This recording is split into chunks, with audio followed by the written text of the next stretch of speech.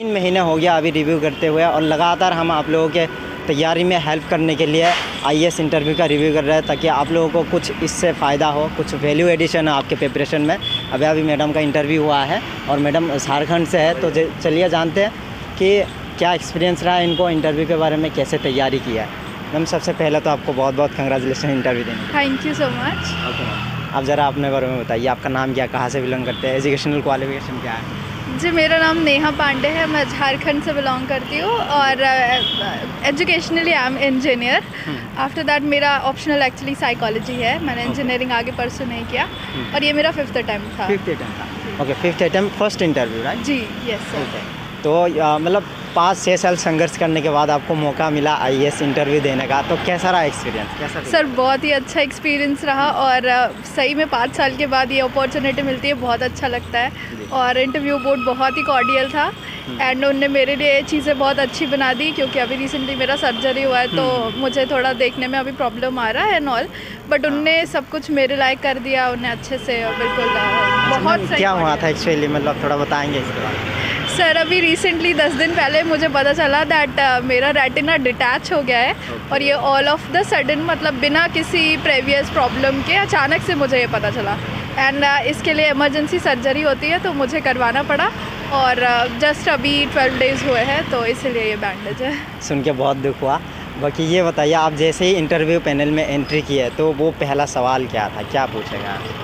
उनने स्टार्टिंग किया ना करंट अफेयर्स से, अभी जो कच्चादीव आइलैंड का इशू चल रहा वहाँ से उन लोगों ने स्टार्ट किया और कच्चादीव आइलैंड के बारे में था, लक्षद्वीप नहीं श्रीलंका के साथ जो इशू चल रहा है उसके साथ बातें हुई, उस पर जो भी उसके आसपास के इश्यूज़ है उस पर बातें हुई। उसके बाद फिर बोर्ड मेंबर ने टॉपिक चेंज कर दिया, विमेन इश्यूज़ लेकर के आए, साइकोलॉजी क्योंकि मेरा ऑप्शनल है तो उस पर बातें हुई, हेल्थ पे बातें हुई, ऐसी सारी चीज़ें। अच्छा, और करेंट सिचुएशन में क्या क्या बात हुई है, मतलब 1-2 सवाल आपको अगर याद हो रहा है अभी रिकॉल करना? जी, उन्होंने कच्चादीव के बारे में ही पूछा कि क्या ये सिर्फ पॉलिटिकल गिमिक है या फिर इसके पीछे कुछ छिपा है, कोई वजह है इसे आगे लाने का। उसके सिवाय करंट से मुझसे सवाल नहीं करा गया, पूरा डैफ बेस्ड इंटरव्यू था। मेरे educational qualification, health, psychology, women issues और झारखंड का डिवीज़न, इन सारी बातों पे सिर्फ बातें हुई।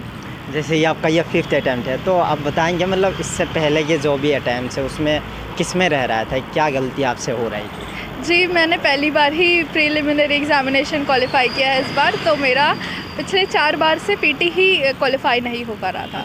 तो आप ये बताएंगे जैसे कि आपका ये पहला प्रीलिम्स था और काफ़ी साल आपने तैयारी भी किया है, तो क्या मतलब गलतियाँ होती है प्रीलिम्स ना निकालने का? जी, इस साल जब मैंने प्रीलिम्स निकाला तो मैंने ये एक्सपीरियंस किया कि सिर्फ आपका नॉलेज जब प्रीलिम्स पे काम नहीं करने वाला, आपको उसका एप्लीकेशन आना चाहिए। और बेसिकली प्रीलिम्स अब तो और ज़्यादा स्ट्रेंज हो चुका है और बहुत शॉक मिलता है एस्पिरेंट्स को एग्जामिनेशन हॉल में, तो इसके लिए पहले से तैयार होके जाना चाहिए। जैसे कि इस बार का प्रीलिम्स टफ भी था, है ना? इससे पहले का प्रीलिम्स आपने नहीं निकाल पाया, लेकिन इस बार का प्रीलिम्स आपने निकाल लिया, बहुत बड़ी बात है। सीसेट में भी काफ़ी टफ क्वेश्चंस आए थे, तो इस बार की क्या रणनीति थी?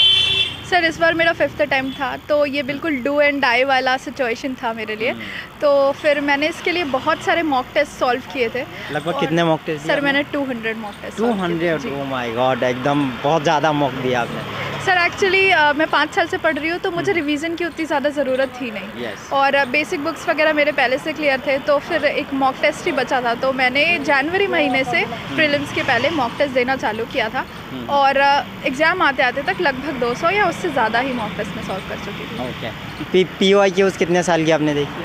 सर मैंने 2011 के बाद से सारे PYQs लगभग याद से कर लिए थे। अच्छा, अभी क्या कहना चाहेंगे, बहुत सारे स्टूडेंट्स हैं जो इस बार प्रीलिम्स में बैठ रहा है 2024 वाला, तो वो भी मॉक दे रहे होंगे, मॉक पे मॉक दे रहे होंगे, बहुत मतलब जी जान लगा दे रहे होंगे, कैसे मतलब मॉक टेस्ट देने चाहिए और उसके जो मार्क्स है वो कैसे एनालिसिस करना चाहिए?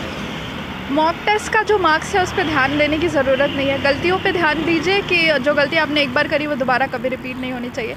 और मॉक टेस्ट के साथ साथ आपको हर दिन एक बार PYQ पलट के देखना चाहिए, क्योंकि जो कोचिंग के टेस्ट होते हैं उसका पैटर्न और यूपीएससी का पैटर्न बिल्कुल अलग होता है, तो आप PYQ पे ध्यान रखिए, यूपीएससी के क्वेश्चन पे निगाहें हमेशा होनी चाहिए। अच्छा, बहुत सारे टॉपर्स ये कहते हैं कि जो है PYQs अच्छे से एनालिसिस करना चाहिए, कैसे एनालिसिस करते हैं PYQs? सो PYQs में आपको क्वेश्चन के साथ साथ आंसर का अप्रोच और सारे ऑप्शंस को ध्यान से और उसके आसपास के इश्यूज़ को पढ़ना चाहिए, अच्छे से पढ़ना चाहिए। आपको ये देखना चाहिए कि यूपीएससी बिना मतलब का सवाल नहीं करता।